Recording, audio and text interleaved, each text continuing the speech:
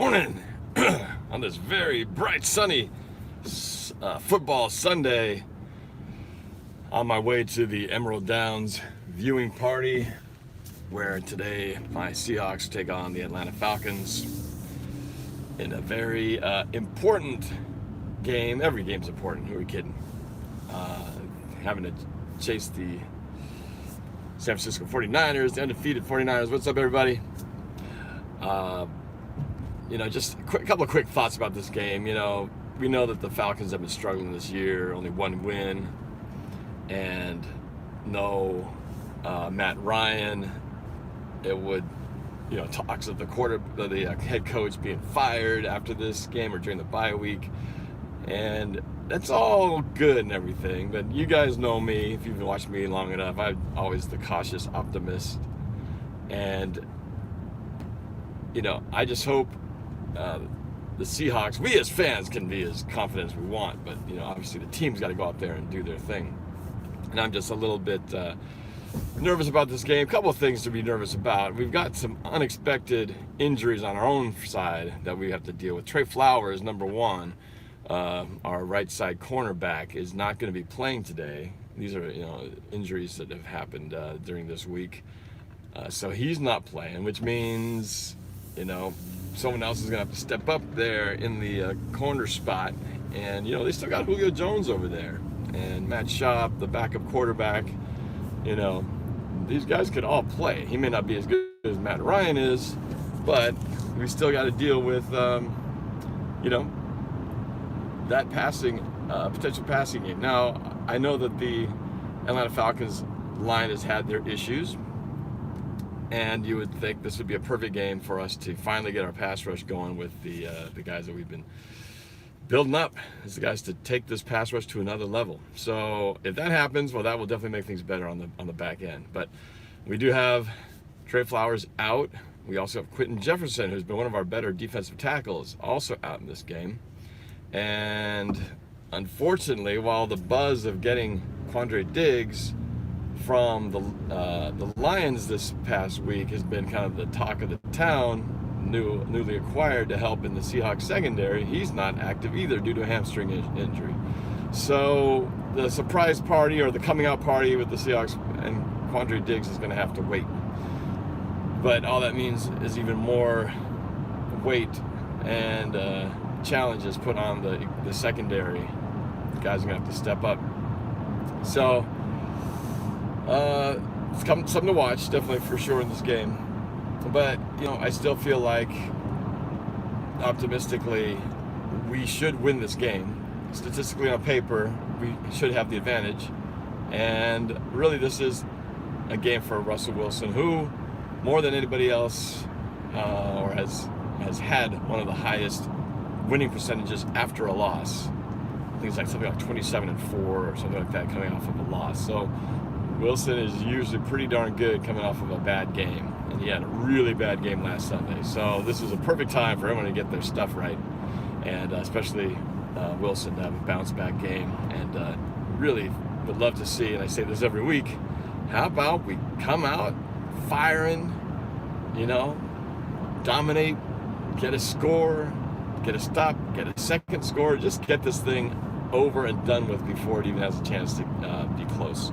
So I would love to see that. Get a no-stress kind of victory today.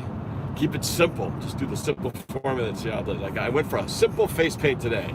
Theme of things is keep it simple. Do what you do. Do your game. Don't get too fancy. Don't outsmart yourself. And Seattle should be fine. So I don't expect there to be much of a home field advantage in Atlanta. A lot of the fans there, I know, have given up on their team. And we might have more noise coming from Seahawks fans in that building. I know a bunch of people who are traveling down there, including my friend Haggy from Germany, and Blanca Way, who would normally be joining me at my viewing party. She's going to be down there in Atlanta. Captain Seahawk, who is always at every game, will be down there. And I'm sure a whole contingency, including the Seahawkers down there. They've got a pretty good following, who I'm sure will represent the 12s well down in Atlanta, Georgia. So, but we've got Oh, and on the offensive line, I think I didn't mention that either. You know, we luckily they're active, but Jermaine Fetty dealing with an issue. I think I said Dwayne Brown was back. Fluker, I think, is back. I think so. I think our line, while banged up, I think those guys. I think we've got guys returning back. So on the flip side of the injury front, you know, we've got guys who are coming back to help stabilize things. So hopefully, you know, we get of course, besides Russell, we get the ground game going again, which we have had going.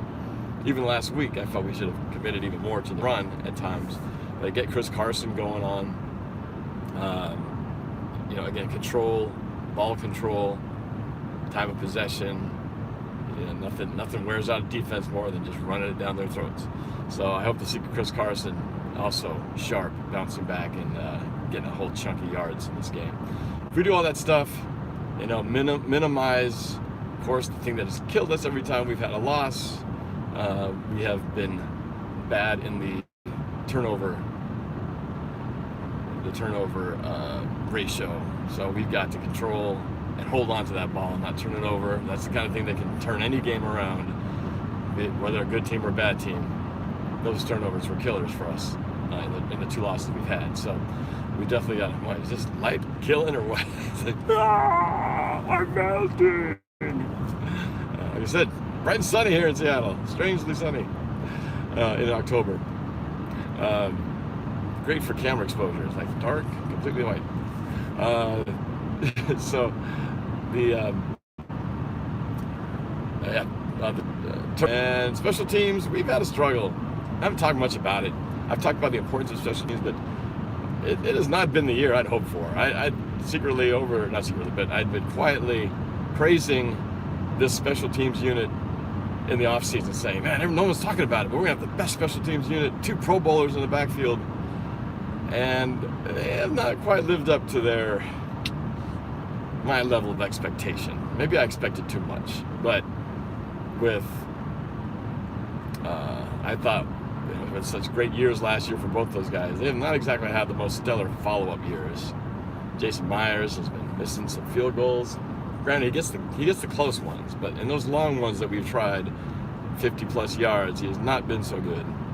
And punts, Michael Dix has had a few stinkers. So we need him when those punting situations, those kicking game situations come up. And coverages, of course, punt and kick return coverage. Guys have just got to, you know, we just have to not notice it.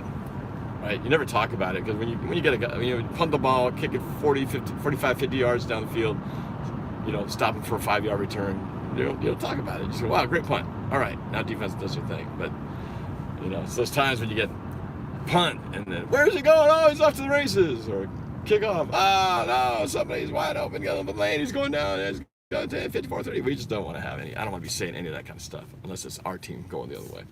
So, you know, those little things, all those things add up and have been huge contributions to why we lost this season. So, we don't make those types of mistakes, we'll be fine.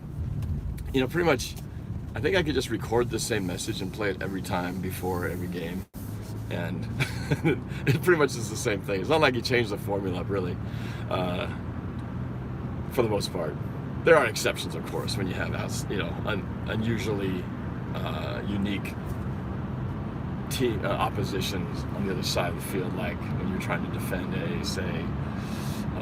Lamar Jackson. Clearly, it's a different beast. We don't have to worry about that again. In fact, I don't think we'll have to deal with another quarterback quite like that again until we face Kyler Murray and the Cardinals later on at the end of the year.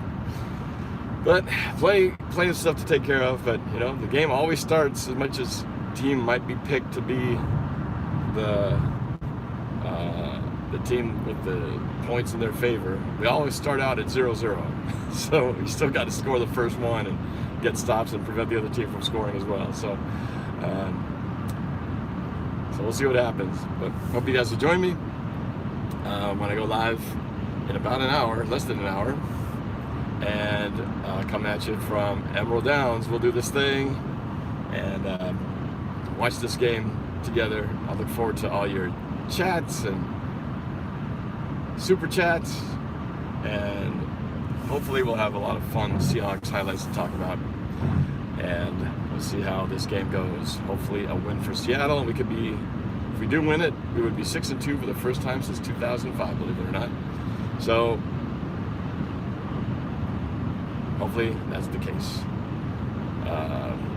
But Rashad Penny, I should mention, he is back, so we might see a little bit of him today. So, maybe they'll mix it up. He's been gone for several games. It's almost forgotten. Chris Carson's been balling out, so Rashad Penny's been like an afterthought at best.